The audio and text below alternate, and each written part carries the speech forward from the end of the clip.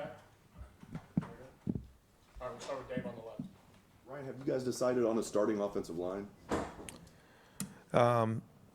So the offensive line right now, Austin's been working at guard, and it's been good. He obviously spent a long time at tackle last year, and so he's been working inside, and his every day been getting more and more comfortable getting back in there. So you're seeing Carson, Luke, and Austin inside, and then Ian and Phil on the outside, and they're working together right now, and getting a lot of reps with the ones. Now, the guys right behind them are getting a ton of reps too, and so you're seeing Josh Padilla play some guard. You're also seeing him play center, but then Gabe Van Sickle and Jake are right in there as well, and then Carter at tackle and Deontay at tackle as well. Like, they're all repping with the ones. I would say going into this week, we still haven't made any final decisions, but that's really how the ones are working right now. You're seeing those three inside guys with Ian and then Phil at tackle. So we'll see how it continues to work out. It's sort of trending in that direction, but good news is that we feel like we have more depth there probably than we've had in a long time. So that's been definitely a positive coming out of camp. Now we'll see how the rest of the week goes. And real quick, Brock Boyd, all we hear is good things about him and see good things. What do you expect his role will be this year? I think he's going to play. How much is to be determined, but he will play. And somebody who has had a really good camp. He's practiced every day, and when you're out there every day, and you're playing with the ones and twos, and you're mixing yourself in there, and he's gotten a lot of reps with the ones in the last week. You continually get better, and Julian, I think, is comfortable throwing him the ball. He's got really good body language in and out of breaks. He's smart, knows how to run routes. He can play multiple positions. So I think as he continues to work this week, he's going to find himself playing a lot this year. Cameron on the right. Ryan, when Austin came back from injury, did he still spend some time at tackle, or did he go right to guard? He was at guard before, yeah, and then just got right back into it.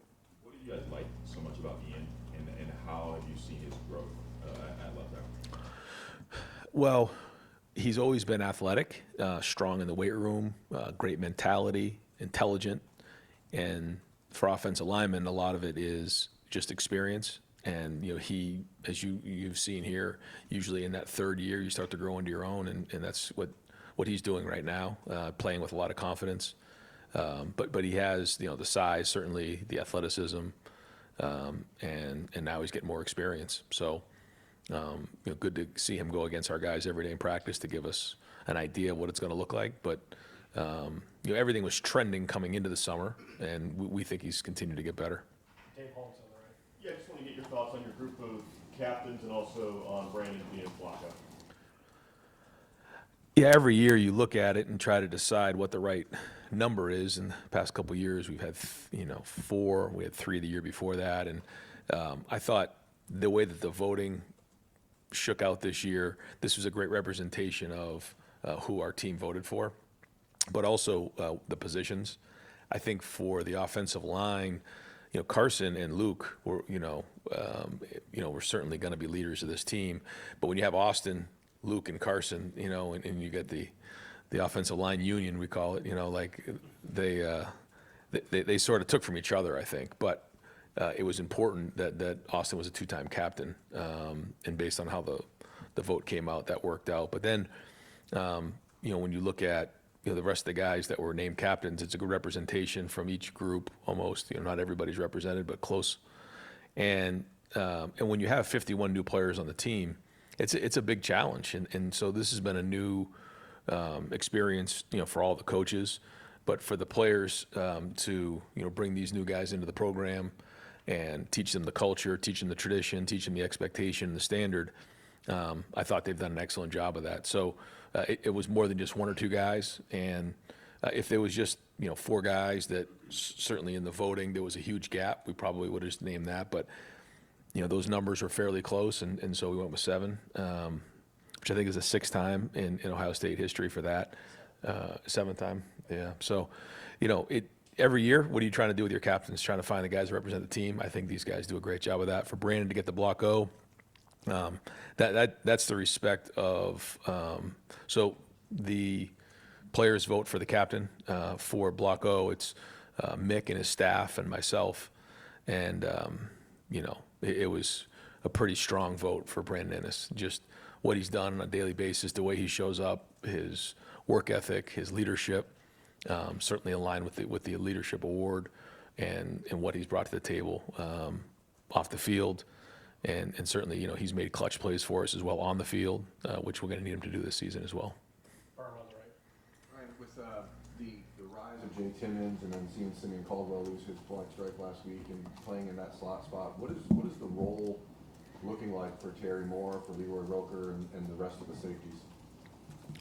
So Jalen is, sort of the incumbent back there, and captain now, and somebody who has had steady play, and so he'll definitely be a starter. And then Earl has done a nice job as well.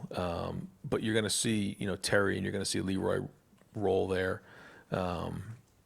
Jay has been, a bright spot for us for sure on defense.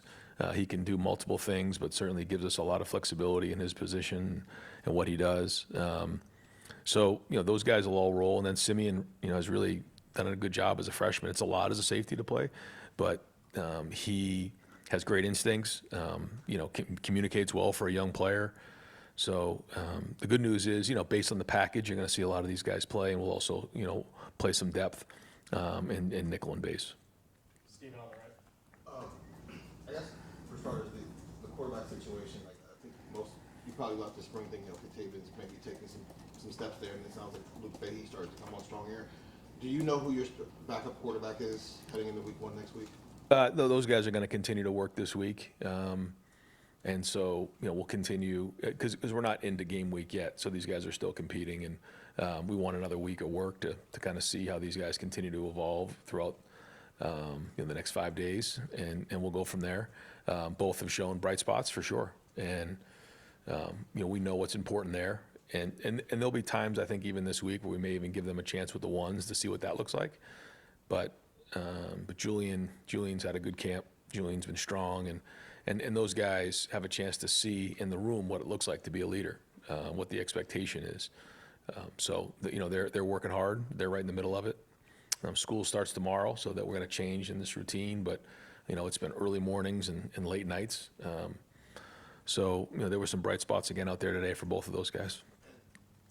You've spoken about your tight end room a couple of times. Like, you like the depth, but you're still waiting on like a guy to emerge. Like, I guess kind of the same question. Do you know who your number one tight end is right now? Yeah, I don't think it's a number one tight end. I think that based on what we're doing, you'll see different guys on the field.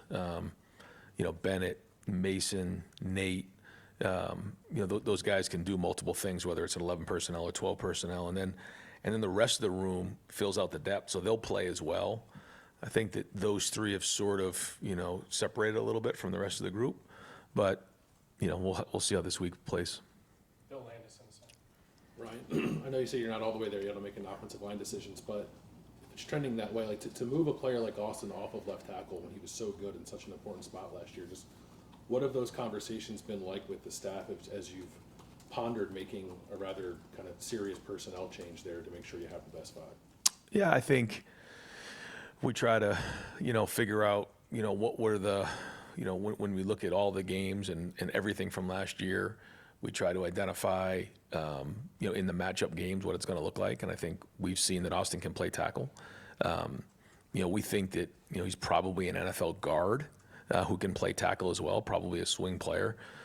And so, putting him at left tackle and then throwing Josh or Gabe in there is a good solution as well. So that's why we're kind of going back and forth. But when you look at Luke, Carson, and Austin inside right there, it's a lot of beef in there. And, so it certainly has given us a lot of reason to like that. As long as the tackle play is really good, which so far it has been. So we like what we see there, and we'll keep working on it. And then, when they all work together, there's a certain level of chemistry. They all worked together last week, and they're going to continue to work together this week and see how that plays out. And we'll keep evaluating, but I think that has momentum right now. Joe Nugent on the left. after the first scrimmage, it felt like Payton Pierce was trying to rally the guys. What have you seen in terms of his leadership this offseason that led to him being a captain? Yeah, he's somebody that he leads from the front, which is important in today's day and age when a lot of guys want to lead by example. He's got a voice. And in that position, as we know, it's really important that everybody's on the same page at the front, knows exactly what's going on and ties it into the back end. That's probably, again, one of the things that probably was underrated. I know we've talked about it a little bit in here, but when you think about losing guys like Sonny and Caleb, it was the communication, getting everybody together. Payton does that. And because of that, he just is a natural leader. Spencer on the right, center. Ryan, your defensive tackle room, trying to replace Caden still. Hendrick seems to be solidified there, but what are your thoughts on the rest of the room heading into 2 weeks before? Well, I think we have good depth there. We were talking about it last night. As you can imagine, we come in on Sundays, we grade the film, and then we have personnel meetings later in the day in all 3 phases. And as we go through all the guys on defense, you look at that position and you see, Edric and James and Will, and then you see, John and Jason Moore, Damari Simeon, those guys can roll pretty good right in there. And then, and then at the defensive end spots, you feel like you have some guys you can roll as well. So that part's good. We want to continue to see guys like emerge, as starters. But I think that's the good thing. There's been bright spots across the board. I think that we have a bunch of guys who can start, and so that's good for the length of the season, the health of that group right there. What is the challenge for you guys when you say, like, okay, we have good depth, but you're still wondering if one of those guys is going to emerge? It's great to have the depth, Yep. but you still want one of those guys to become like the guy, I guess. Yeah, I think we always want guys to step up in a big way, and we always want more. So we'll continue to push them. That's at every position, but I think at that position, the way that we're set up, it's like, all right, how many guys do we feel like are playing at starter level, and then we go from there, and we feel like we have almost 2 to 3 deep at each of those positions, so we can roll them. And continue to see how these guys play out and develop and what the production looks like as we get into the season. Tony Herman on the left.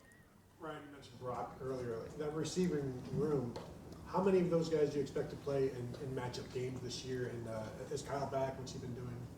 He's not back right now. But to answer your question, how many guys do you see playing? 6. 6 could play. And that's assuming the 4 veterans and then what, Brock and Chris Henry Jr.? Yep. Phil Bell and even Dez. I mean, those guys can find themselves playing and rotating in. They've been having a good camp. They're working hard out there and showing up, and it's been good. Good competition on both sides. So we'll see. And then special teams will play into it. Who gets on the field on special teams is critical. We've always said that, if it's a tie, it's going to go to the guy who plays on special teams. So, but our depth again at wide receiver is way better than it was last year, in my opinion. There's a lot of guys you'll see play this season. Dylan on the right. Ryan, go back to that quarterback situation for a minute. You said they both have had the bright spots. What has most struck you about Luke and his ability to assert himself this quickly? Luke, which Luke? Hey. Well, first off, he works his tail off in terms of his preparation. He's in here early and he leaves late. Works hard in meetings, very conscientious on the field, very confident on the field. He can handle all the stuff that's coming with it in terms of the protection checks, the run checks, calling in and out of the huddle, calling at the line of scrimmage, communicating. And then he has good anticipation and feel on the field, knows time, situation, score, good awareness. So, those are all positives. Linear or anything like that, but is there a particular area that's holding Payton back right now that maybe he just hasn't made the growth that you wanted to see for him to take a hold of that job? No. You just got to keep staying after it and keep working at it. And there's definitely bright spots there for sure. And as a quarterback, there's certain things that you continue to learn, but experience is the number one thing. And the more you play, the more you learn. And he's definitely learning every day. And but the thing that we all want to see is like, okay, if a mistake is made, the next day it gets corrected, and then we continue to move on, which he's shown. So that's been certainly a positive. Austin Has there been a handful of teams trying to take advantage of the 5-for-5 uncertainty and bring guys back out of NFL rosters? What do you make of that development for this offseason? Is there any possibility that you guys would go down that road, and logically, logistically, what would that even look like? Right. Great question. Yeah, I told myself I would stop saying that this is crazy because it's just, it sounds, so I'm not going to say that. But, yeah, to think that we're in a situation where we're this late in the season and our rosters are not locked in is frustrating at the very least. But I'm not going to sit here and keep saying that. So what does that mean for us? That's the bottom line. Well, I think, in my opinion, the conferences have to decide if there's a point where their rosters have to be locked in, because once some of these guys become available, adding them to the roster is going to provide advantage for certain teams.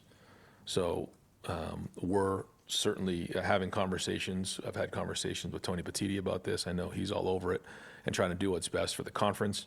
But we also, if there are teams that have some players out there who are cut from NFL rosters that are going to be on other teams, we have to at least consider it and look at it. Do I like anything about it? Absolutely not. But we got to do what's right for Ohio State. So it's sort of a day-to-day thing right now. And like anything, we're just going to try to adapt. But I think we would all agree, maybe not everybody, but that, there has to be a certain point where your roster gets locked in.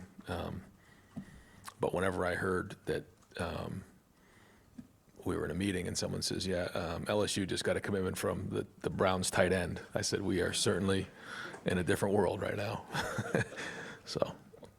Joey up front. How have you thought of how is the Arthur Smith's first camp gone with you guys, and just kind of him preparing the offense for the season? Yeah, he's been a great communicator, good leader, confident with the guys. Talk to them, ask the players about him. They'll tell you. So anytime you want to know about someone, just ask the players. But they've enjoyed working with him, and I'm excited to see where the season goes. I'd say maybe somebody last week, one of the players, talking about the structure that he's kind of provided. Have you seen that, felt that? It's been great. It's been great. Brings a great background of offensive football to the table, where he's been able to, morph a lot of the things that we've done with some things he's done in the past. And so camp's been great that way. It really has. Now, what does that mean? We got to put on the field. Everybody feels like they're good right now. We got to go put it on the field. Everybody's practicing against each other. There's no wins and losses right now. So, we have to recognize that. But I know what I know, and I know what I've seen, and I'm excited to see this thing shake out here in the next couple of weeks and get on the field.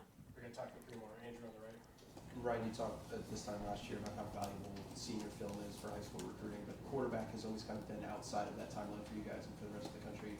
What's the evaluation process like, considering you guys have some early evals in your room, and what are the benefits and maybe drawbacks to taking a quarterback so early in the recruiting process? Yeah, I wouldn't say that we've never. I think Lincoln was a senior eval. I think there's maybe been a couple other ones. I can't remember offhand. You guys could probably remind me, but we have done that before, and that's ideally what you would like to have. But sometimes your hand gets forced a little bit in this world where guys are coming off the board and you got to make some decisions early on. But you continue to evaluate everything, and that's it. And we try to make sure that guys understand that part of it as well. Like, just because you're committed doesn't mean you have to now hold the standard of being a Buckeye. Which, for us, the good news is guys understand that, they embrace that, and that's they've certainly answered when it comes to that. So we continue to evaluate everything. We feel really good about where we are right now in recruiting. We think that it's strong. We got really good guys, not just players, but as people, guys who understand what it means to be at Ohio State. So there's a lot of momentum there, especially in today's day and age with everything that's going on. So that's been great. But yeah, there's nothing better than Friday nights, and to see these guys get out there and compete and play, and we continue to communicate them and check in with them on a week-to-week basis, talk to them about the game that's coming up the next week, and then they're going to be here in like 6 months. So I just try to remind them that this is like probably one of the best times of their lives right now. It's the same thing I told my son, like senior year, playing football in the fall, like don't rush it, because a lot of these guys just want to get to college, but there's going to be a time where you're going to look back and wish you were back being a senior and having fun with your boys and in the locker room after the game and celebrating wins and, you know, going through losses and figuring out all the problems and getting back to work and all the life lessons that come with it and being with your teammates. So that's kind of the message for us. But then at the same time, get out there and be the most competitive dude in the country. Bill Rabinowitz in the center. From the sound of what you said, you seem pretty happy with almost everything. Is there anything? I'm not happy with anything. Okay, well, Don't you put those words in my mouth. Happy. well, you haven't complained about this position group or that position group. There's no blaming, complaining, or defending in this program, so I'm not going to do that. How happy are you with the progress, and what are your concerns? I'm not happy about it at all. Let me change my total tune if that's what you got out of this. I'm pissed off about everybody.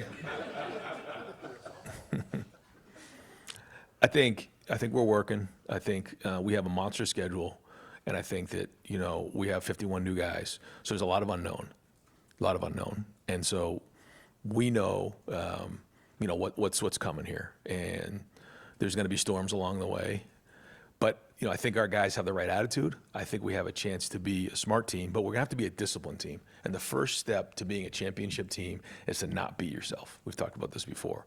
And so we have to make sure we're doing that. I will say this, in the scrimmage, there were too many penalties.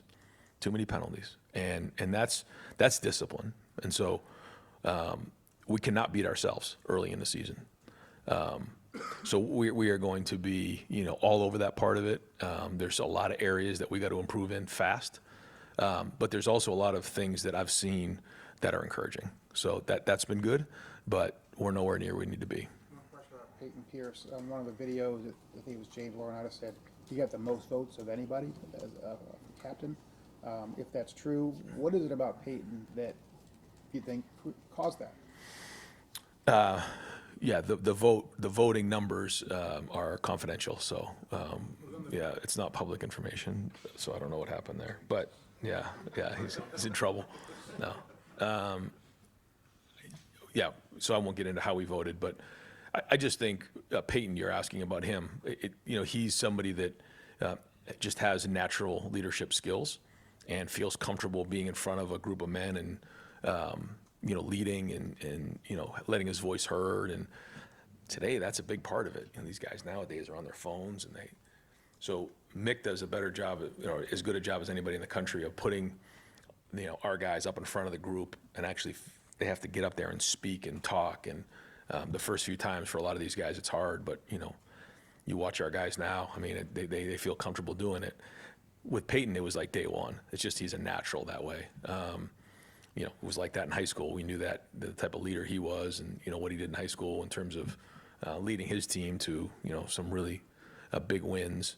So, but that all goes back to recruiting as well, like we were talking about. Like if you want that in your program, you have to recruit that. We knew we were getting that with Payton, and he certainly hasn't disappointed. We'll finish with Tim next. Yeah, Ryan, just kind of following.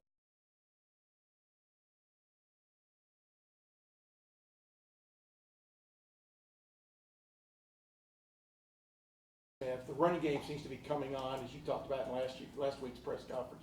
And the offensive line, you have options, it sounds like more and more.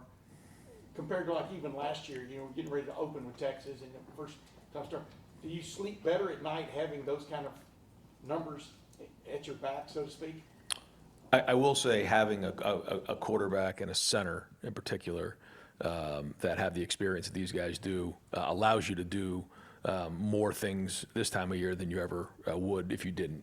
And you know, we think about like a couple years ago, we had Will and Seth McLaughlin. Now they weren't here; they were transfers, but those guys had played a lot of football. I put Carson and Julian sort of in that same realm, and so they get everybody on the same page. They communicate well. The center's got to communicate everything up front. The quarterback's got to communicate everything to the back end, and they have to work together. So that part's good. I mean, when you break the huddle, everybody's on the same page. There's just a certain rhythm and tempo that works. Just like on defense, you know, your safety and you know, your Mike linebacker, they all have to be on the same page in their communication. So, you know, when you're out there at practice and, you know, you feel it, there is a good rhythm about it. Now, again, what is that going to translate to? I don't know. You know, we know, again, you know, the places we got to go play on the road early in the season is going to really challenge our guys. We've had the noise cranked up. We try to make it as hard as we possibly can. We're fired up that, tomorrow classes start, so we practice in the afternoon. It looks like the heat's going to get cranked up, so that'll be good. So we're just going to keep making practice as hard as we can because we know we got to play good in the fourth quarter. Yeah, and real quick, just to give you an insight, you were once a starting quarterback who came back for his next year and started. Does it give you insight into how much of Jude's mind has been opened just in a year in terms of being that kind of guy? It's the Rolodex of plays that you're not doing for the first time anymore. Oh, I have that reference point. Oh, I've done this before. I've actually physically done it. So it gives you a confidence to say, I'm remembering, not learning. And that's probably the biggest thing. Thanks, man. Yep. Thanks, guys. See you guys. Yep.